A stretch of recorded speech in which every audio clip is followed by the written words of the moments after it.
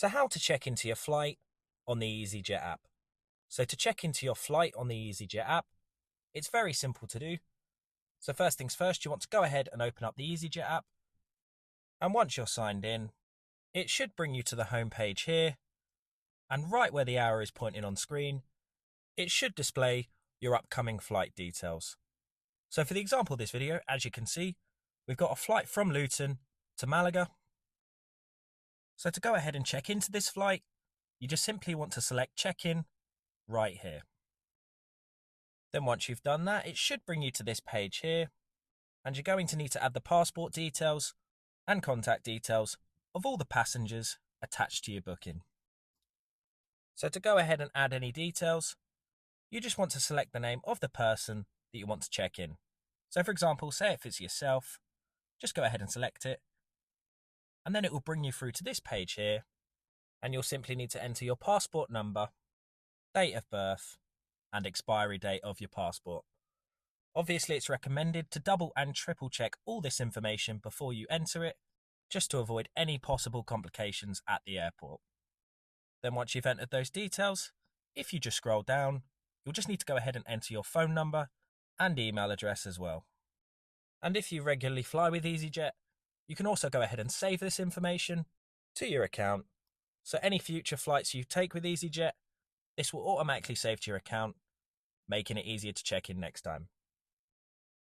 But once you've entered all those details, if you just scroll down again, you'll simply just want to select Submit Details right at the bottom here. Then once you've done that, if there's multiple people on your booking, it will bring you back to this page here. So as you can see, the first passenger is completed. So you'll just need to go ahead and repeat this step again for any second, third or fourth passengers that you need to check in. So if you are checking others in, such as family or friends, you're going to need to ensure that you get their passport information so you can check them in. But once you've completed all the steps for all the passengers attached to your booking, and you've got completed next to everyone's name, you can go ahead and select Continue to Check-in. Then once you've done that, it will bring you to this page here, and if you want, you can go ahead and choose your seat allocation. Obviously, any seat allocation usually is at an extra cost, but if you'd rather bypass that, you can let EasyJet pick for you. But obviously, you can't always guarantee that you'll be sat together. So for the example of this video, we're just going to go with random seat allocation. So we'll select random seat allocation up here, and then from there, select skip selection. Then once you've done that, you'll be brought through to this page here, where it'll ask you if you want any additional baggage. So if you want to, you can, but for the example of this video, we're just going to go ahead and skip.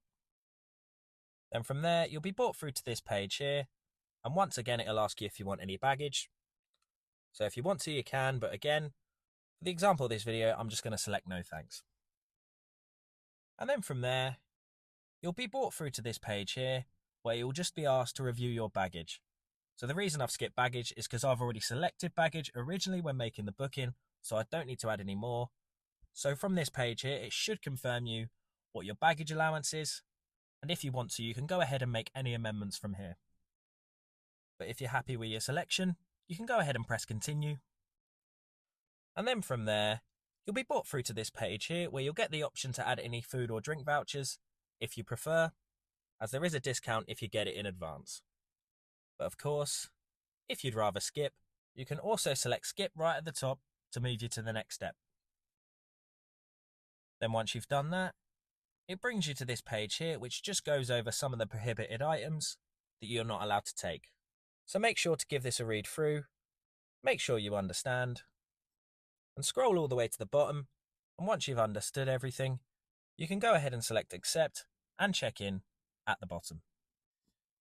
Then once you've done that, now because our booking is a return flight, it has asked us if we want to check into both, but because our return flight is not for another few days, we're just going to select no, check into this flight only. And then once you've done that, you just need to wait a little bit, and there you have it, and you've successfully checked into your EasyJet flight on the EasyJet app.